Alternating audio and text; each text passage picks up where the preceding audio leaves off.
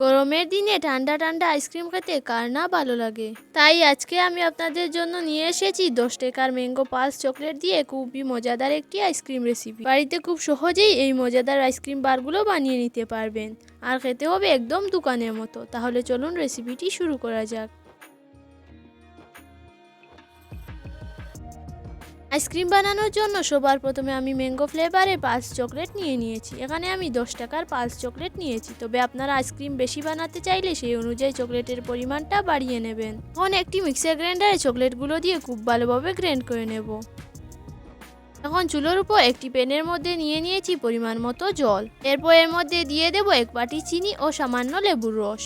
এখন এই জলটাকে ভালোভাবে ফুটিয়ে নেব।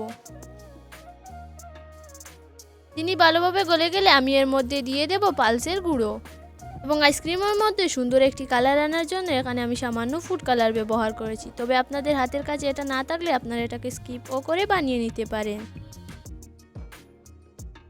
ফুড কালার দিয়ে কয়েক মিনিট মিশিয়ে নিয়ে আমি এটাকে চুলো থেকে নামিয়ে নেব এবং এরপর এটাকে ভালোভাবে ঠান্ডা করে নেব।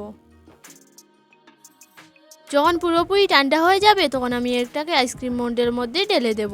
এখানে আমি সুন্দরের জন্য আইসক্রিমের মোল্ড ব্যবহার করেছি, তবে আপনারা চায়ের কাপ অথবা যে কোনো গ্লাসে এই আইসক্রিমটাকে সেট করতে পারেন। এরপর উপর থেকে কাঠিগুলো একে একে করে লাগিয়ে দিচ্ছি। যখন সবগুলো কাঠি লাগানো হয়ে যাবে তখন আমি এটাকে 1 ঘন্টা মতো ডিপ ফ্রিজে রেখে দেবো। এতে করে খুব সুন্দরভাবে আইসক্রিমগুলো সেট হয়ে যাবে। 1 ঘন্টা পর দেখুন আইসক্রিমগুলো খুব সুন্দরভাবে সেট হয়ে গেছে। এখন এর থেকে আমি একটাকে আনমোল্ড করেও দেখিয়ে দিলাম। দেখুন কত সুন্দর কালার এসেছে। ঠিক একইভাবে এখানে বাকি সব আইসক্রিমগুলোকেও একে একে করে আনমোল্ড করে আমি আপনাদের খুলে দেখাচ্ছি। তো এভাবে সহজেই 10 টাকার চকলেট দিয়ে খুব সহজেই বাড়িতে এই আইসক্রিমগুলো বানিয়ে নিতে পারবেন। খেতে হবে এতটাই মজাদার যে কেউ বুঝতে পারবে না এটা আপনার বাড়িতে বানিয়েছেন। আইসক্রিম রেসিপিটি ভালো লাগলে বাড়িতে একবার হলেও ট্রাই করে দেখতে পারেন।